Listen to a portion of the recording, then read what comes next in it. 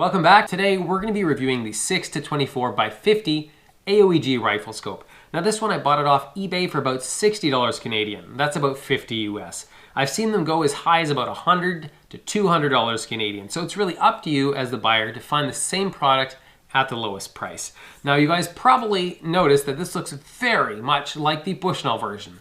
This video isn't determining whether Bushnell buys these and rebrands them. It's strictly evaluating a $60 high magnification rifle scope and seeing how good it is. So we're going to be reviewing this on the following criteria. We're going to be evaluating its accuracy. At 100 meters, I'll have it on a 223 and a 308. We're going to see, does it survive recoil? I'm going to be showing you guys the glass quality. You guys aren't just taking my word for it. You guys will see for yourselves at 200 meters how clear the glass is. After that, this has the focus and parallax adjustment on the objective. We're going to be evaluating its turrets, so how crisp they sound.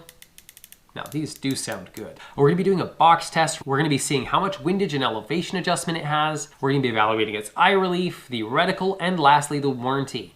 So without further ado, now don't forget to hit like and subscribe. Let's get to the range.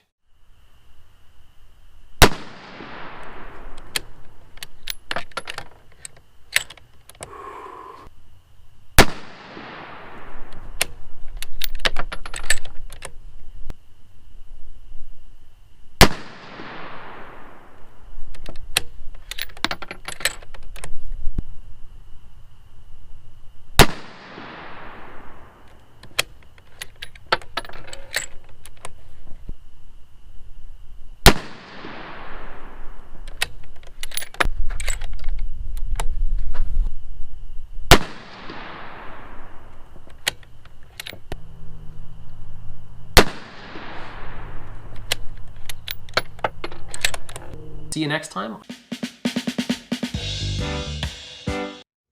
Alright guys, well I'm back today with another high value scope option from Vortex, and I'm really excited about this one because I feel like this firmly falls into this mid-tier category of scopes. It's a high quality scope with a lot of nice specs and features, but it doesn't break the bank. Now, Optics Planet was nice enough to send this one out to the channel for us to try out, and this particular scope is the Vortex 4-16 by 44 Diamondback Tactical First Focal Plane Rifle Scope.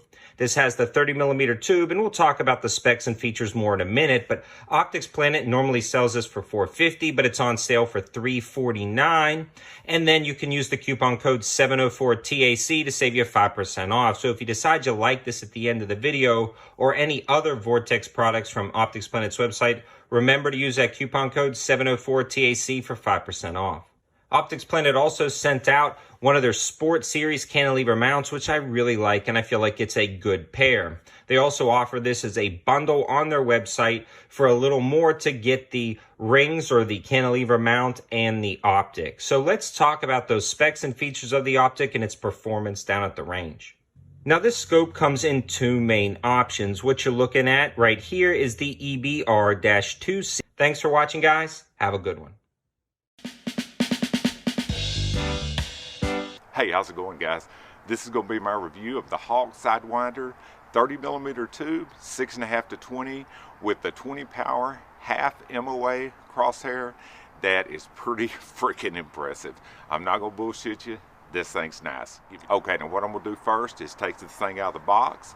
We'll get a good up close look at it, and then we'll look at all the stuff that comes in the box, which by the way, it's quite a bit. And then I'm going to mount the scope. We're going to look down range, check the tracking, check the focus, check the lighted crosshair, and just give you a good overall idea of what this scope's all about. Here we go.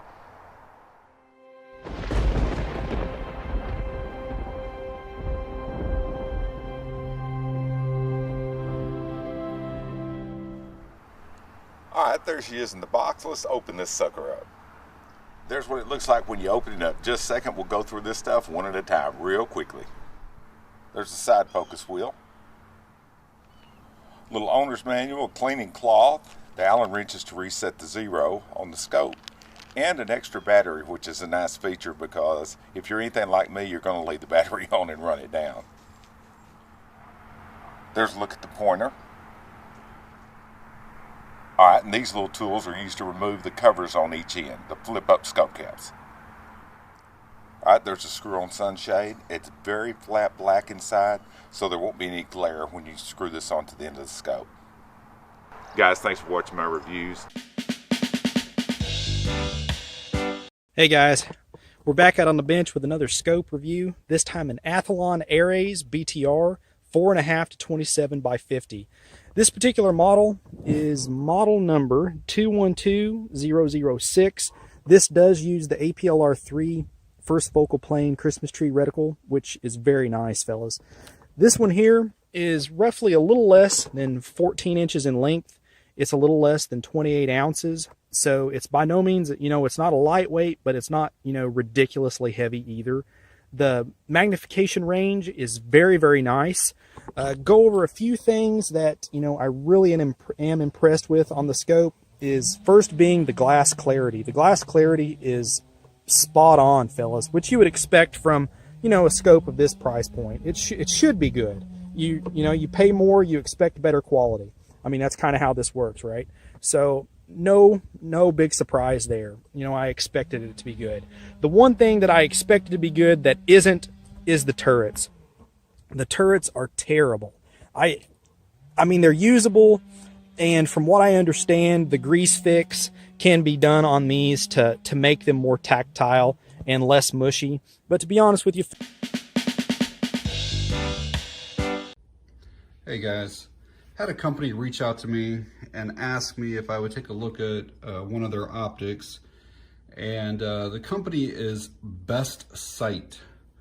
And if I had to guess from the box and stuff, I would say that they're probably a company that's affiliated with like Pinty or Feyachi or the TWOD. A lot of their boxes look the same. So there's the scope, lens cloth, instructions. Looks like it has lens covers. So we'll get into the meat and potatoes here in a minute. There are some of the features of the scope, and it is a 6 to 24 by 50. So let me first say this scope is made in China. And a lot of people will immediately start knocking that.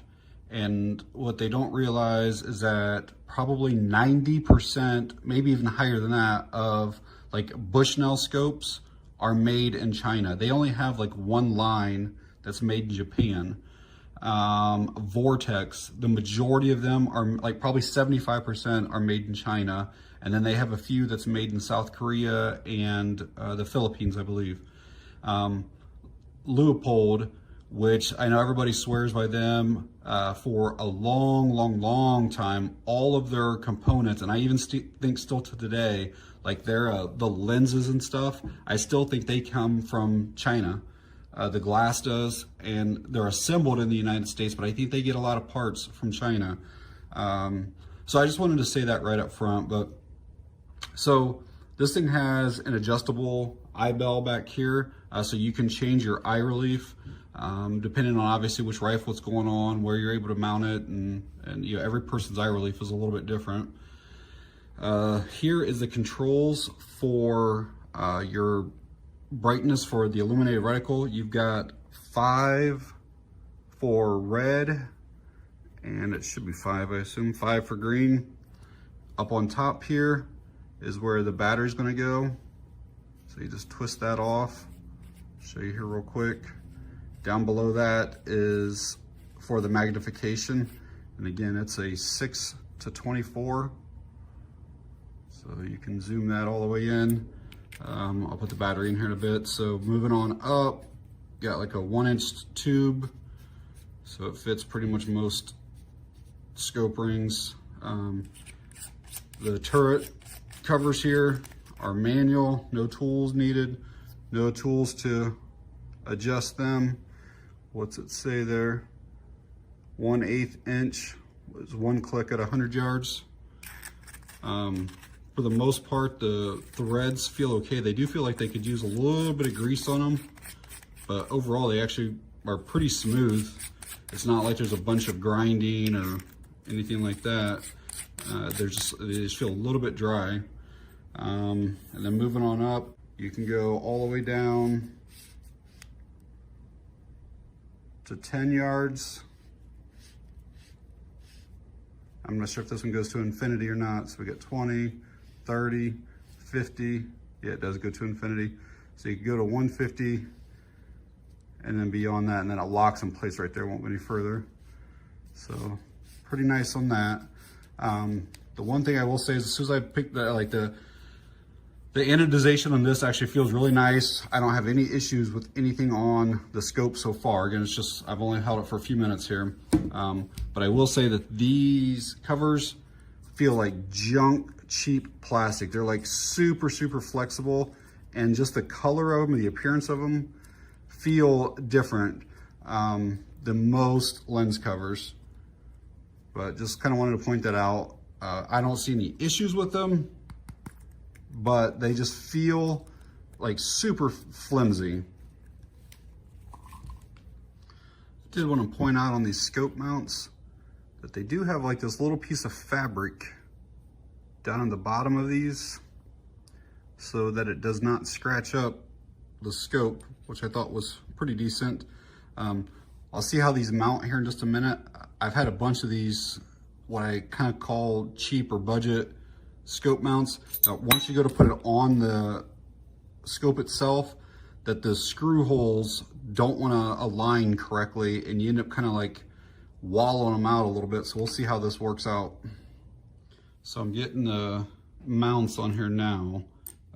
And what I usually will do, and most of you guys probably know this, is go like in a cross or a star pattern. And that way it keeps even pressure on that top mount to the actual tube of the scope. So I just want to kind of give you that. So basically I'll start to, and I'll only go like partially tight here. Like I might only do this 3 or 4 turns, and then I'll come over to this one over here and do the same thing over here, just 3 or 4 turns, just to kind of get it started in there, because it's easy for these, like I said, cheap mounts. Like that one's not in there quite right. I gotta make sure that's, there it goes. So all that feels actually pretty smooth.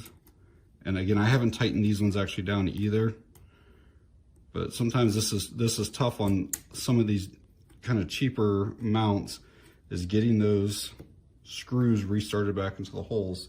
These all went perfectly smooth though, so no problems with that at all.